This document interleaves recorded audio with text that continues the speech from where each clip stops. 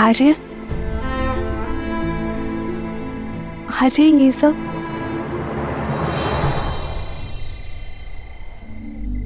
कर्तव्य पथ सीता, भरत और शत्रुघ्न मांडवी और श्रुत कीर्ति के साथ कैकेयी लौट रहे हैं।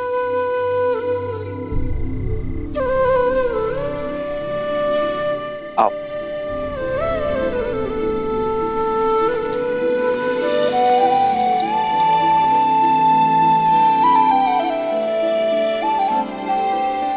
प्रणिपात भैया, प्रणिपात माता। आप दोनों की ही प्रतीक्षा कर रहे थे। भैया,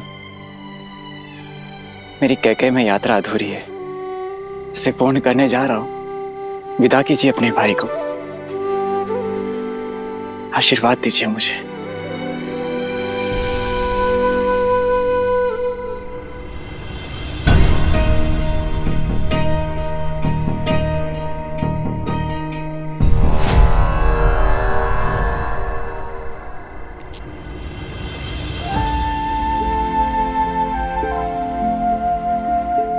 ये देखकर प्रसन्न हूं मैं भरत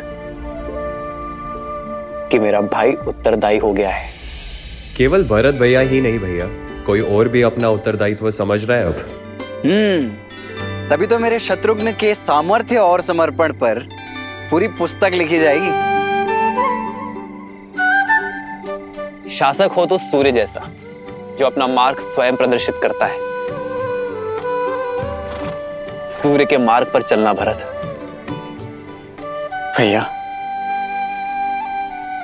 मेरा मार्ग तो सदैव आपके पद चिन्हों से होकर ही निकलेगा।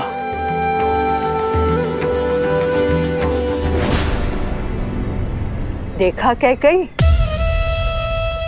जाते जाते भी मेरे भरत के कान भर रहा ये राम। उसे तो अपनी परछाई से भी अलग होने का अवसर नहीं देता। आप चारों के जाने से घर सूना हो जाएगा। वापस लौटने में अधिक प्रतीक्षा ना करवाना भरत। शीघ्र लौटूंगा भाभी माँ। विदा कीजिए भैया।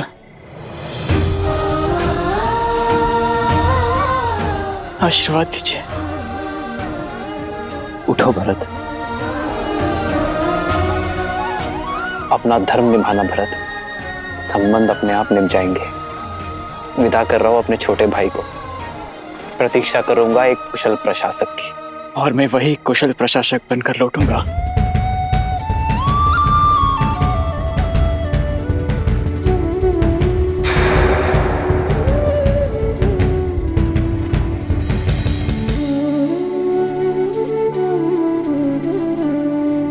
प्रस्थान करो भरत। लक्ष्मण,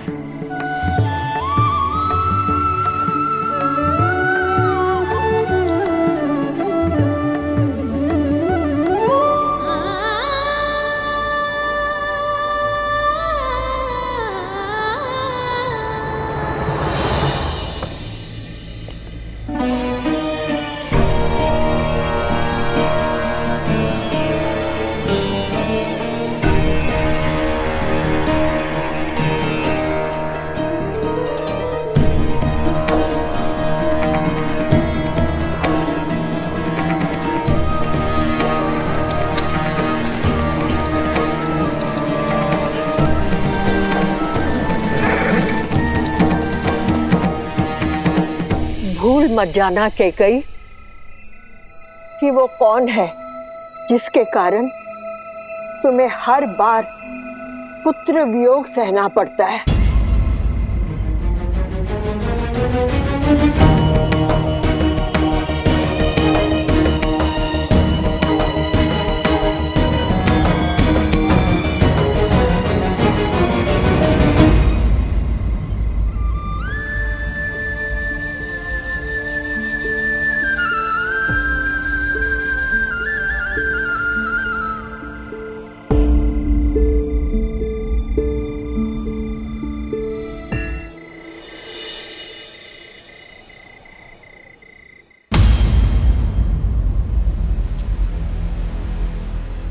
बड़े दृष्टिहीन माता पिता की इकलौती संतान हूं।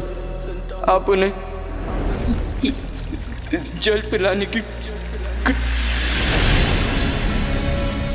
तुमने दो अंधों के जीवन का सहारा छीना है। तुम भी अपनी आंखों के तारे से दूर हो जाओगे। अपने धर्म रक्षक पुत्र के वियोग में तरस तरस कर मरोगे तुम। ये बूढ़े दुखी पिता का श्राप है, श्राप है।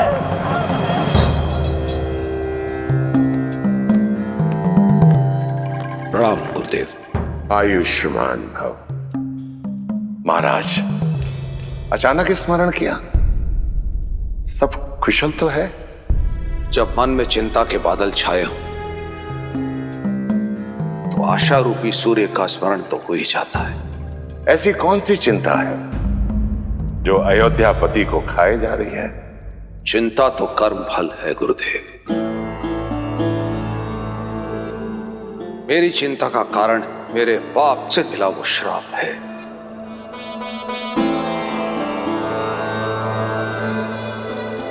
वो पाप जो वर्षों पूर्व मुझसे हुआ था।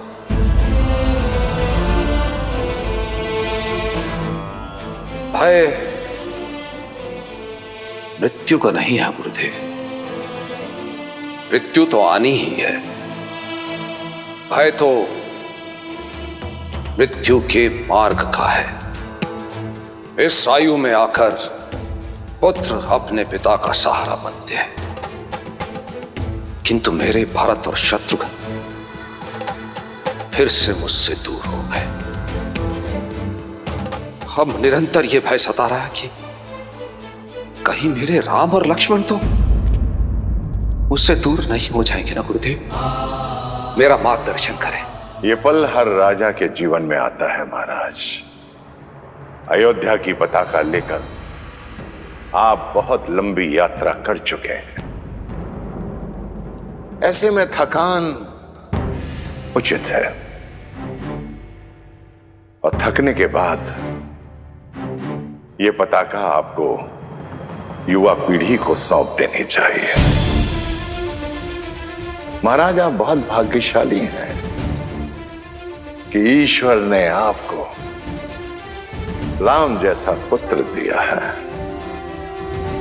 जो योग्य भी है और उत्तरदायी भी है, और प्रजा के बीच में जनप्रिय भी हैं। अपने धर्म और अपने शौर्य का परिचय पूरे संसार को दे चुके हैं। विवाहित भी है।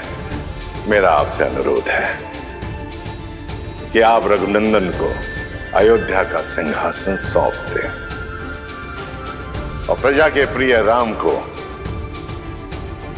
युवराज घोषित करें। अयोध्या की प्रजा ये देखने के लिए आतुर है।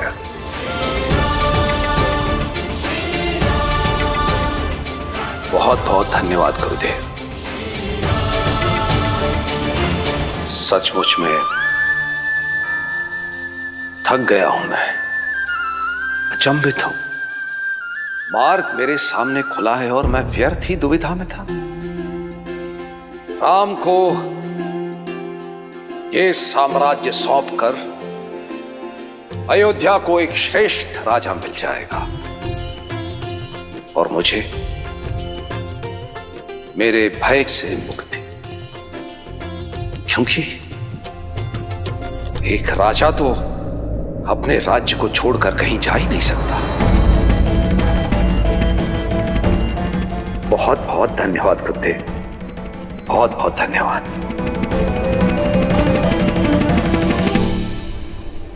आप एक पुत्र की दृष्टि से देख रहे हैं,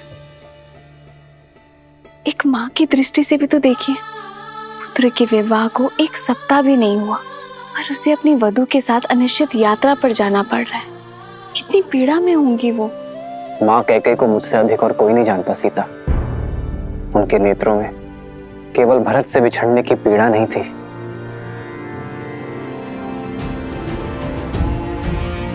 एक आक्रोश था।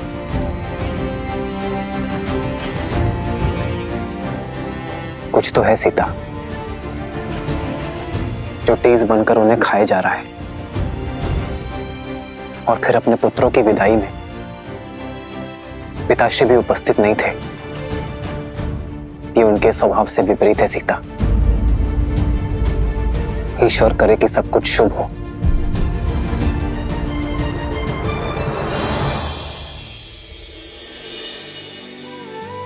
सब शुभ होगा जब माता पिता की वेदना को समझने वाला पुत्र उनके पास बैठकर उनकी मन की सुनेगा। उचित कहा तुमने सीता। इस विषय पर पिताश्री से बात करनी चाहिए।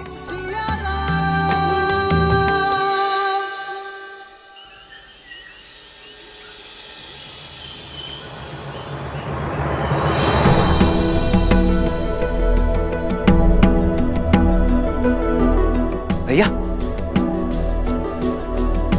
भैया, वो पिताश्री ने आपको शीघ्र बुलवाया है। मैं उनके कक्ष में ही जा रहा हूँ लक्ष्मण। परंतु पिताश्री कक्ष में है नहीं भैया, वो राजसभा में है।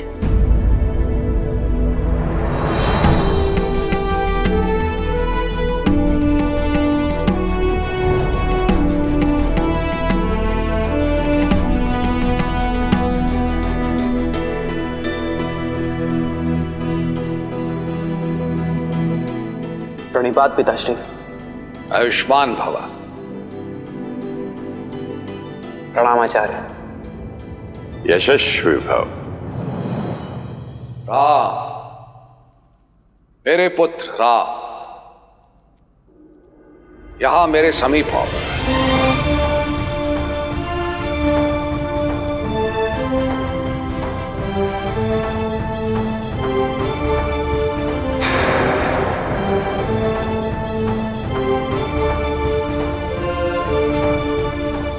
आदेश करे पिताश्री।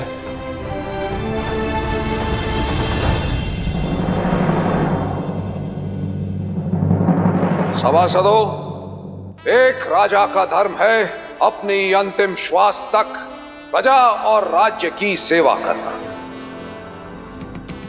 किंतु आपका ये दशरथ आयु और समय से जीत नहीं सकता। वृद्ध हो गया हूं मैं। इसीलिए गुरुदेव वशिष्ठ के परामर्श और अपने विवेक से मैं अपने ज्येष्ठ पुत्र राम को अयोध्या का अगला राजा, अयोध्या का युवराज घोषित करने का प्रस्ताव रखता हूं।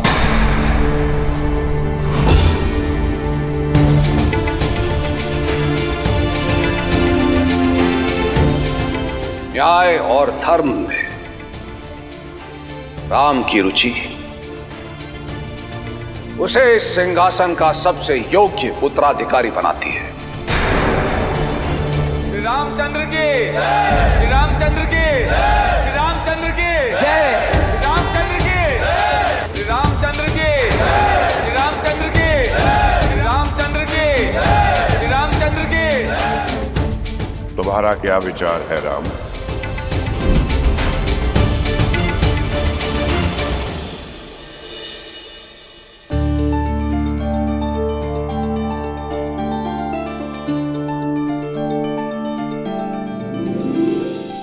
आचार्य, प्रजा राजा के लिए उसकी संतान होती है और एक संतान के लिए अपने पिता का निर्णय सर्वोपरि है। मेरे पिताश्री, अयोध्यापति महाराज दशरथ के आदेश का पालन करना मेरे लिए सौभाग्य है।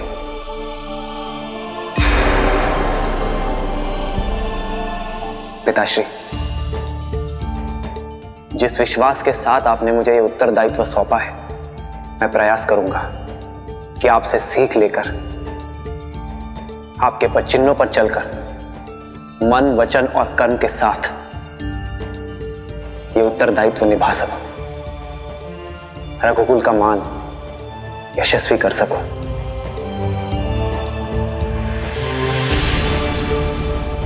गुरुदेव, राम का युवराज अभिषेक कब कर सकते हैं हम? शुभस्य शीघ्रम। युवराज का अभिषेक कल ही हो सकता है।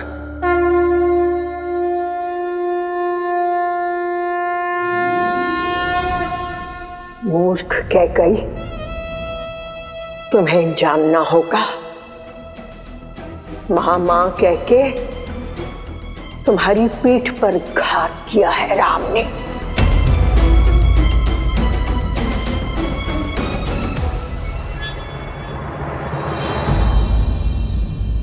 राम, मन में यदि कोई शंका हो तो कहो। धर्म कहता है कि आपके आदेश का पालन करो पिताश्री, किंतु मन का चोटता है कि जिन भाइयों के साथ जीवन का हर रंग देखा, आज उनकी अनुपस्थिति में युवराज बन जाऊं। मेरा विश्वास करो, ये समाचार सुनकर सबसे अधिक प्रसन्नता उन्हें ही होगी। भरत और शत्रुघ्न कैकेयी की यात्रा पर हैं। मैं ये सूचना उन तक पहुंचाने का प्रबंध करता हूं। तो ये निर्णय रहा कि कल राम अयोध्या का युवराज बनेगा। राम के युवराज अभिषेक की तैयारियां आरंभ की जाएं। श्री रामचंद्र की, श्री रामचंद्र की, श्री रामचंद्र की, श्री रामचंद्र की।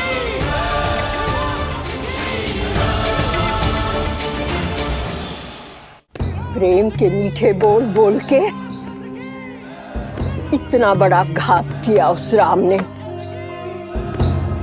बेचारी कैकेयी, उसे तो इस चाल की भनक तक नहीं। सब नष्ट हो गया। मेरी इतने वर्षों की तपस्या नष्ट हो गई, सब नष्ट हो गया।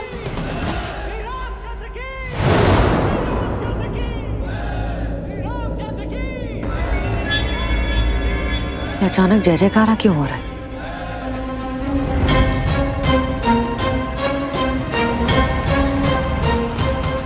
जय जयकार नहीं, ये मेरी कैकेयी के विनाश का नाद है।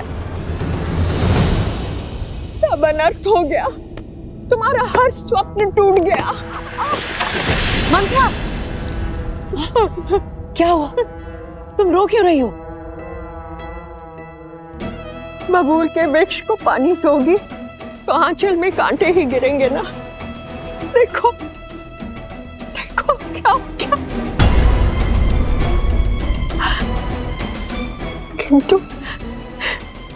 किंतु महाराज ने तुमसे परामर्श तो लिया होगा ना। तुम मान कैसे गई? तुमने ये होने कैसे दिया कैकेयी? तुम क्या बात कर रही हो? हुआ क्या है? सर्वनाश हुआ है। सर्वनाश होने की घोषणा की गई है। भरत को गए हुए कुछ क्षण भी नहीं हुए थे कि महाराज ने राम को युवराज घोषित कर दिया।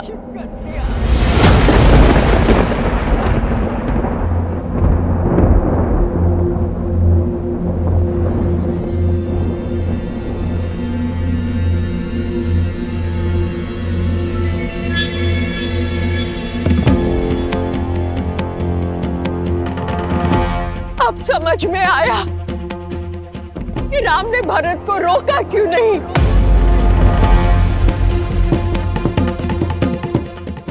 क्यों भरत का विवाह तुम्हारी अनुपस्थिति में कर दिया गया, और वो भी एक सामंत की पुत्री के साथ। जानबूझकर किया गया छल है ये। कोयल बनकर राम खेल गया तुम्हारे साथ। तुम्हारे पुत्र भरत का भविष्य नष्ट भ्रष्ट हो गया। कैकेयी, अब तो जागो। कब सोचोगी उसके विषय में?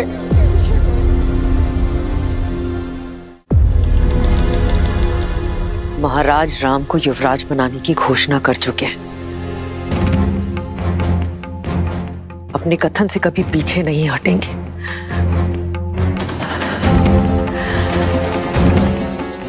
आपने मेरे पुत्र भरत के साथ ठीक नहीं किया महाराज।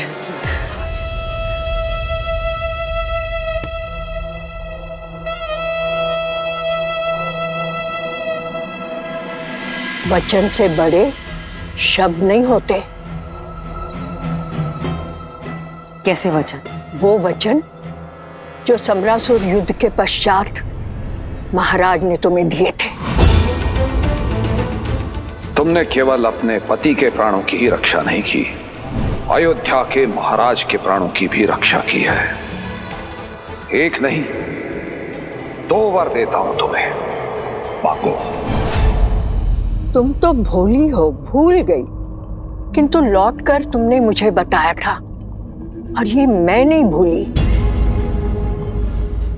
कैकई, तुम्हारे पास जीत का ब्रह्मास्त्र है, क्योंकि महाराज सब कुछ हार सकते हैं, किंतु रघुकुल का मान और अपना दिया हुआ वचन नहीं हार सकते।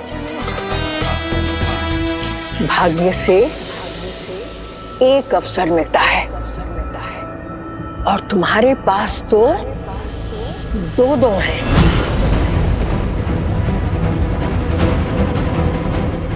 मैं अभी जाकर महाराज से बात करती हूँ। रुको कैकई, तुम स्वयं वहां जाओगी तो ऐसे लगेगा कि हाथ फैलाकर भीख मांग रही हो। कैकई, ऐसा कुछ करो कि महाराज स्वयं तुम्हारे पास आए। ये श्रृंगार त्याग दो और कोप भवन में जाओ। मैं अभी महाराज को बुलाकर आती हूँ, और 2 वचनों से राम की छाया को भरत से कैसे हटाओगी और क्या मांगोगी, ये सोचो।